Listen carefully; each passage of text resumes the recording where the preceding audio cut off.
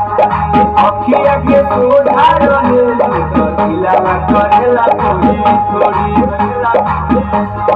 तुहरा के जब देखिए भूख जरा अखिया के सुधार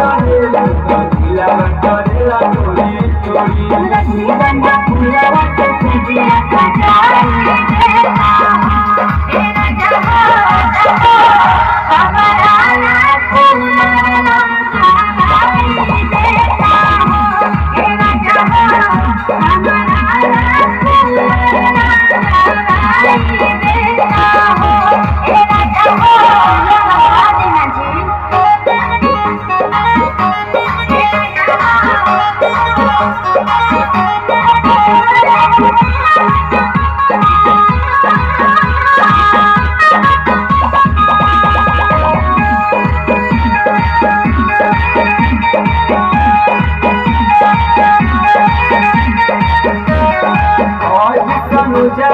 जान काहे तना तुमलु किसी आई